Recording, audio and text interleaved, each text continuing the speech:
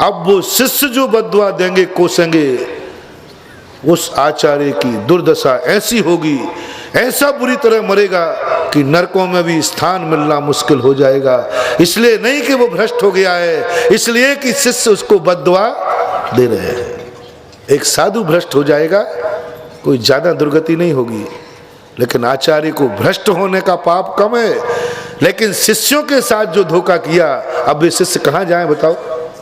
दूसरा गुरु लेगा नहीं उनको, दूसरा गुरु, अब वो कहाँ जाएं बताओ? अब उनकी जिंदगी का क्या होगा? प्रकृति कहती है, इन जिंदगी के साथ जो तूने खिलवाड़ की है, जा, तेरे लिए कोई दुनिया में शरण नहीं है दुर्गति के अलावा।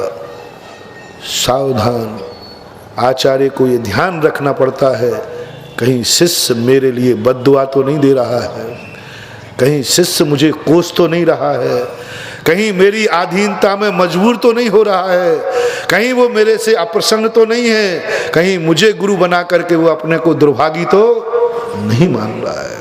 यदि शिष्य को आ गया भाव, मैंने कौन से दुर्भाग किए, मैंने कौन से पाप किए जो ऐसा गुरु पाया, हे भगवान क्या पाप करे थे जो मुझे ऐसे गुरु पाले पड़ा, अब मैं कहाँ जाऊं?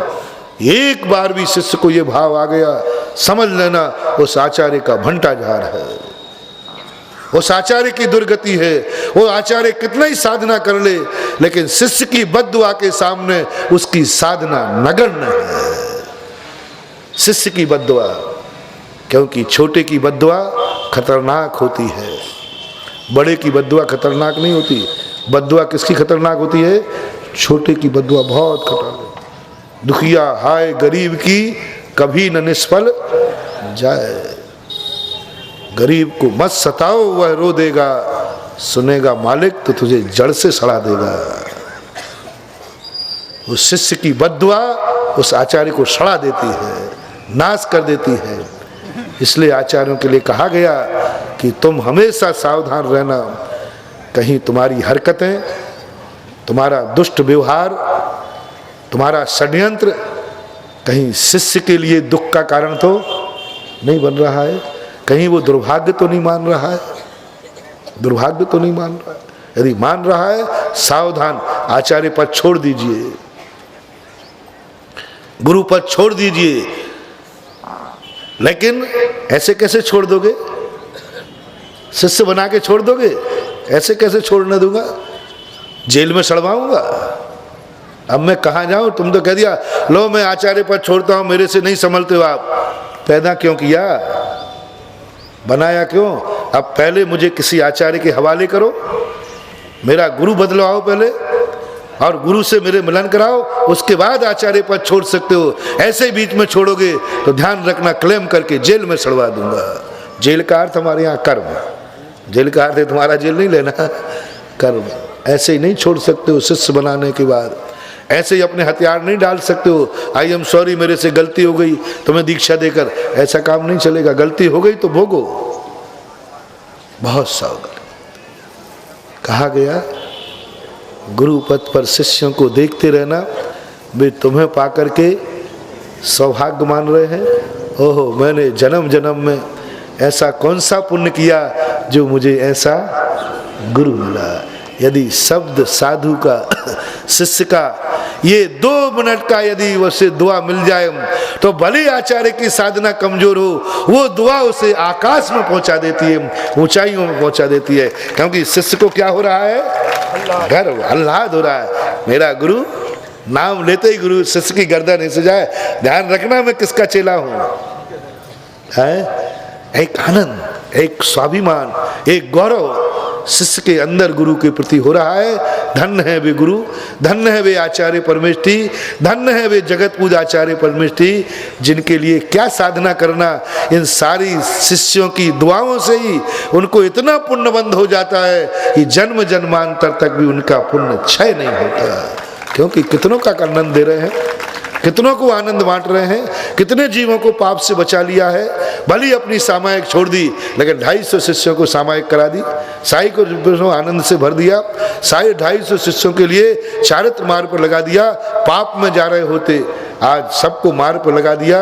ये पुण्य कम मत समझना, अपनी जिंदगी का कमाया हुआ पुण्य उतना ज्यादा नहीं होता जितना दूसरा व्यक्ति तुम्हारी प्रेरणा से पुण्य कमा ले, वो परोपकार का पुण्य अनंत गुना होता है। आचार्य पद बहुत अच्छा पद है, लेकिन जिसमें ज्यादा अच्छाइयां हैं उसमें रिस्क भी ज्यादा। प्लेन में उड़ने में कितना आनंद है, बोलो। साइकिल पे चलने में आनंद ज्यादा है कि प्लेन में? प्लेन में। लेकिन बेटा ध्यान रखना, यदि तो नहीं, प्लेन नहीं, दांती मिलेंगे। जिया हुल्क के 2 दांत मिले थे बस। बताते 2 दांतों से पहचान की थी, उसमें कोई कील लगी होगी। ध्यान रखना, जितनी ऊंचाइयों पे जाओ सावधान रहो, क्योंकि गिरोगे तो अस्तित्व भी नहीं बचेगा, और साइकिल पे चलोगे गिर भी जाओगे तो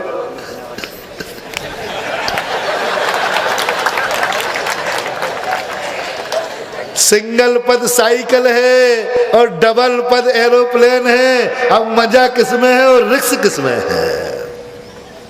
साधु पद साइकिल है, आचार्य पद प्लेन है। सावधान रहे तो आनंद ही आनंद है, और चूक गए तो बंदा जाएगा। ये तो मैंने तुम्हें उदाहरण दिया है, अब बारी तुम्हारी है। स्त्रीणाम सतानि सतसो जनयंत्री पुत्रान, इस पद की व्याख्या की भूमिका बनाई मैंने।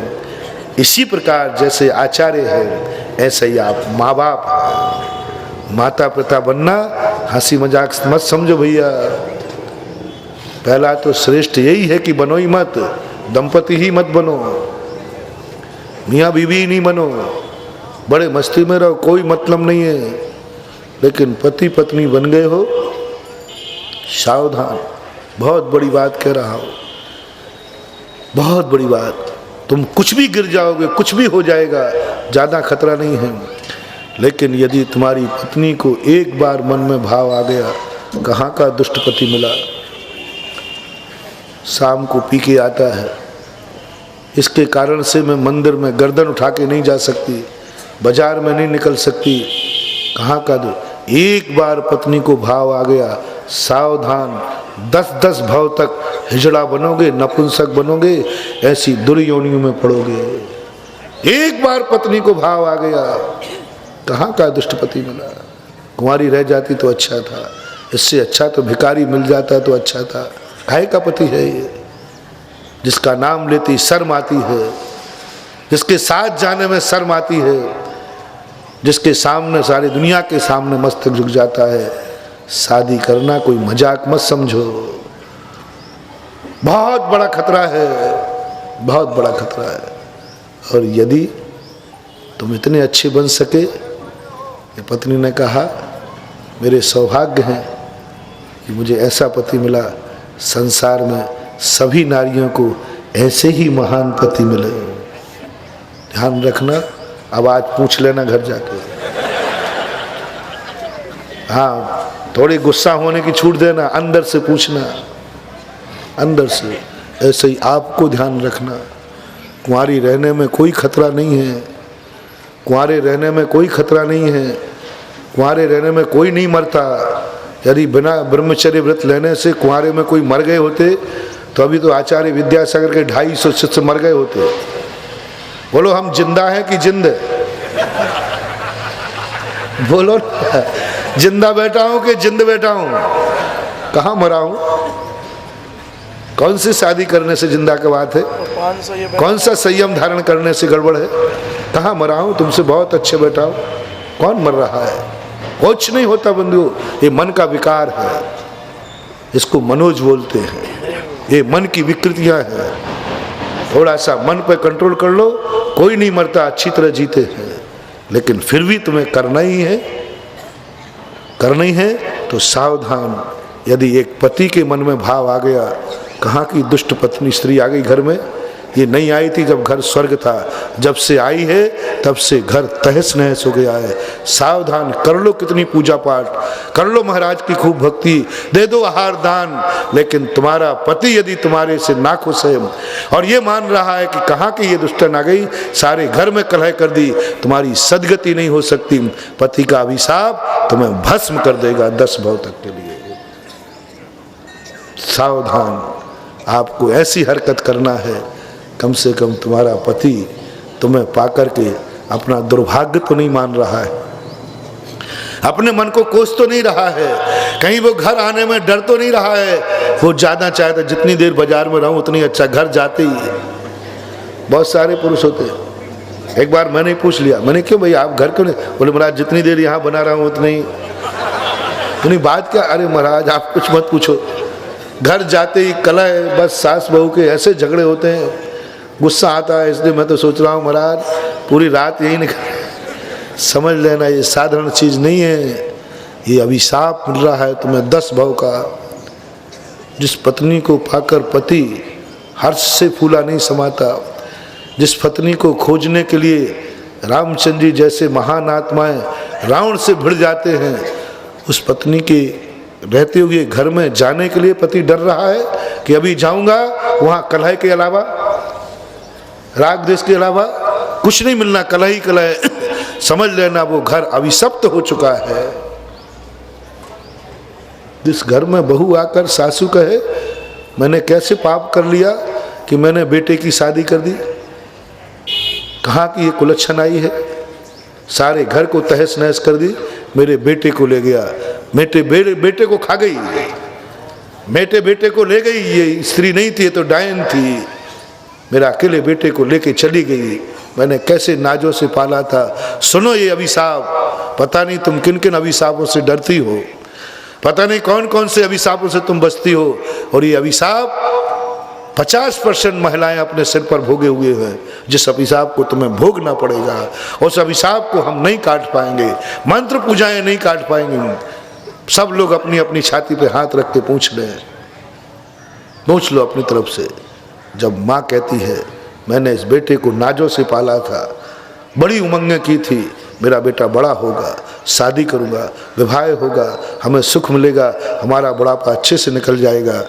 ये कुलच्छन आई, मेरे बेटे को ले गई, मेरे बेटे को दूध के गोदी के लाडले को ले गई और बहलाकर चली गई। ये अभिशाप तुम्हें 10 भव तक ऐसी योनि में भेजेगा जहां तुम्हें में स्त्रीत्व क्या, पुरुषत्व क्या, तुम्हें नपुंसक आदि पर्याय धारण करना पड़ेंगे। क्योंकि एक माँ का लाल तुमने छीना है, एक माँ की भावनाओं को तुमने कुचला है, एक माँ की भावना को तुमने आग लगा दी है। तुम उसके लड़के को लेकर, तू घर में क्या आई है, एक उसके लड़के को लेकर भाग गई है, एक बेटे को लेकर भाग गई। जब बेटा माँ से छिनता है तब माँ का कलेजा जानता है। ये अभी तुम्हें पता नहीं चलेगा, जब तुम्हारा बेटा को कोई बहू ले जाएगी उस समय तुम्हें पता चलेगा। एक बार मैंने सुनाया भी था, लाखावन बताया था, एक प्रेजेंट का केस जब पता चला उसे कि क्या होते हैं, हमने तो दूसरे के बेटे को पत्नी बन करके छीन लिया, डरा करके धमका करके माँ से अलग कर दिया। जब तुम्हारा बेटा भी यही करेगा तब तुम्हें याद आएगा कि मैंने जो किया था वो फल मुझे मिल रहा है। पहले तुम्हें नहीं आते, पहले तो पत्नी बड़ी खुश होती है, देखा मैंने अपने पति पर हक जमा करके कर दिया अलग, क्या कर लिया, बड़ा जन्म दिया था, 20 साल तक पाला था, आखिर अब तो मेरी चंगुल में आ गया था ना। 50% पुरुष स्त्री के चंगुल में आकर के जन्म देने वाली दात्री माँ की उपेक्षा कर देते हैं, माँ को पीठ दिखा करके चले जाते हैं। उनका 3 काल में 3 लोक में कभी कल्याण नहीं हो सकता। जन्म देने वाली माँ को ठुकरा दिया इसलिए छोटे से कारण, और पत्नी खुश होती है। देखा मैंने, एक बहुत अच्छा उदाहरण है, तुम्हें मैं उदाहरण दे रहा हूँ कैसा करना। एक पत्नी को ऐसा आया, पति की मूछें थी बड़ी बड़ी, तो हमेशा कहती थी मूछें कटवा लो, वो कहता नहीं ये तो जबलपुर की नाक है, ये तो नहीं करना। एक दिन उसने स्त्रियाँ तो चरित्र भगवान ही मालिक है इनके, एक दिन बस उसने बाल माल यूं करके और भरने लगी। पति को क्या हो गया, मैं फलानी देवी हूँ, फलाने बोला। तो घबरा गया, ए देवी कैसे जाएगी? बोले जब तक तुम मूछ नहीं कटाओगे मैं नहीं जाऊंगी। अब पत्नी को भूत लग जाए और मूछ कटाने पे भूत भग जाए तो कौन नहीं कटवाएगा बताओ भैया। उसने कहा भैया मैं कटवा लेती हूँ भूत। जैसे मूछ कटवाया भूत उतर गया, अब कुछ दिक्कत नहीं थी, उतर गया। अब पत्नी एक दिन कहती है देखा आ गए जंगल में, आकर मूछ कटवा ली, अपनी टेक चलाई, पति की मूछ मुड़ाई। अब पति कहता है इसने तो कमाल कर दिया, भूत नहीं थे? बोले भूत कुछ नहीं थे। अब पुरुष तो पुरुष ही होता है। उसने एक दिन ससुराल गया और बोले साहब तुम्हारी बेटी को 99.5 भूत लगे हैं और सबसे मैं झड़वा चुका, बस अब 2-3 दिन की जिंदगी और है, बस एक दवाई बताई है शिवनगर के पंडाल से बस उसमें। बोले क्या? इसके पीहर वालों को सबको मुंडन करके बुलाया जाए, मैं महिलाओं के, यदि ये अपने परिवार के पीहर के पक्ष के सभी भैया माता पिता भाई बहन सबके मुंडन के करके दर्शन करे तो भूत भाग जाएगा। अब ससुराल वालों को तो बेटी प्राणों से प्यारी होती है। अरे लाला साहब क्या कह रहे हो, क्या कर रहे हो? बोले हाँ बहुत सीरियस हूँ। अब सबने फटाफट मुंडे मुड़वाए। बोले ध्यान रखना सब बिल्कुल उघाड़े मुझे, बालों से दर्शन करती मर जाएगी, पूरे घुटमुंडे कराना है। पीहर के किसी का भी बाल देख लेगा तो वो भूत तुरंत उसको उसने बुलाया और बस मुंडन करके सबको बुला लाया, चलो आओ। तो वो कहते अपनी टेक चलाई, पति की मूछ मुड़ाई, पीछे देख लुगाई, मुंडन की पलटन आई।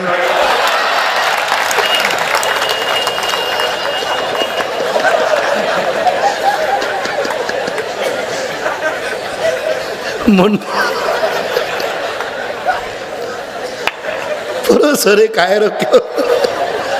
इनकी बातों में आकर माँ को बाप को छोड़ जाते हो और ये बड़ी खुश होती है, तुम्हें बड़ा आनंद आता है। मैंने कुछ सूर माँ का काम कर लिया, देखा 4 दिन बते 2 साल आए हुए नहीं, साल 6 महीने आए हुए नहीं, और मैंने अपने एक पुरुष को अपने कंट्रोल में ले लिया। मेरी बात मानना पड़ी। ध्यान रखना खतरनाक अभिशाप है। आप पूछना कभी, मैंने पूछता हूँ कई बार, जिसका बेटा अकेला हो और अलग हो जाए, उस माँ देखो कितनी बद्दुआ देती है, और सारी बद्दुआ किसको देती है? वो ये आई तब से गड़बड़ हुआ, उसके पहले तो मेरा बेटा मेरा था।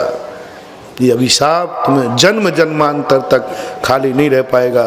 इसलिए ये नियम करके जाओ ससुराल में कि मैं जिस घर में कदम रखूंगी उस घर के बेटे को मैं छीन करके नहीं ले जाऊंगी। पति कहेगा भी अलग होकर के, कहेगा नहीं मैं तुम्हें अलग करने नहीं लाया हूँ, आई हूँ। जिस तरीके से मेरे रहने के पहले माँ के साथ रहते थे आपको रहना पड़ेगा। यदि अलग होना है तो मेरे आने के पहले अलग क्यों नहीं हुए, मेरे आने के बाद अलग हो गए। तो मैं इतना अभिशाप लेने इस घर में नहीं आई हूँ, मैं इस घर में वरदान लेने आई हूँ, वरदान बन के आई हूँ। पति कह भी देवे नहीं होगा ये काम, माँ से अलग नहीं हो सकते आप। और ध्यान रखना, आज मुझे डर लग रहा है आपसे। बोले क्यों डर लग रहा है? जो अपनी माँ को छोड़ सकता है, कल एक दिन तुम मुझे भी छोड़ सकते हो। जिसका खून तुम्हारे शरीर में बह रहा है, जिसका दूध तुमने पिया है, आज तुम उसको छोड़ने को तैयार हो गए। तुम अपनी माँ के न हुए तो मेरे क्या होंगे? कल कोई तुम्हें दूसरा माल मिल जाएगा तो मुझे भी छोड़ सकते हो। सावधान माताओं, सावधान। यदि पति माँ को छोड़ सकता है, सावधान हो जाना, एक दिन वो तुम्हें भी छोड़ सकता है। जिसका खून उसे नहीं बचा पाया, तुम तो पराया खून हो, तुम्हें क्या बचा पाओगे? पहला ये लक्षण है। एक बहुत बड़ा भजन है पहले कि ऐसे ही एक हुआ, एक कॉलेज की लड़की पर एक लड़का फिदा हो गया। वो कहता है मैं तुम्हें चाहता हूँ, जो कहो वो दे दूंगा। लड़की ने कहा माँ का कलेजा दे दोगे? बोले दे दूंगा। और वो गया, माँ का कलेजा निकाल के लाया, और माँ के कलेजे को माँ कहती बेटा इतना लेट क्यों आया? उसको तो अंधा था, कलेजा निकाल दिया, लेकर ले गया, रास्ते में गिर गया, तो माँ को ये देख नहीं आई कि मेरा कलेजा निकाल लिया। उस समय भी माँ क्या कहती है देखना। पहले तो माँ इंतजार कर रही थी बेटा कॉलेज से लौटेगा, लेट क्यों हो गई बेटा, लेट क्यों हो गया बेटा, मैं तो रोटी बना के रखूं, अभी मैंने भी नहीं खाई, इतना इंतजार। वो तो अंधा था, दीवाना था, उसने एक छुरा मारा, माँ का कलेजा निकाल के चल पड़ा। बहुत तेजी से दौड़ रहा था, रास्ते में पूरा भजन है, उस भजन का सारांश मैं बता रहा हूँ। और माँ का कलेजा लेकर अपनी मलिका को मनाने चला और रास्ते में गिर गया। तो माँ के कलेजे से क्या आवाज़ निकली, उसे नहीं आई हाय मेरे लाल तुझे चोट तो नहीं आई। ब्रह्मांड कांप गया। इस दशा में भी उसे बेटे की चिंता है।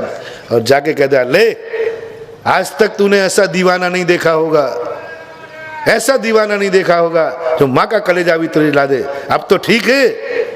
वो लड़की बहुत होशियार थी, जबलपुर की थी, और वो छोकरा भी जबलपुर की था, चिंता मत करना। छोकरे कितने मूर्ख है और छोरी कितनी चंचल। उसने कहा अच्छा, बोले देख लिया, जब तूने अपनी माँ का नहीं हुआ तो मेरा क्या होगा।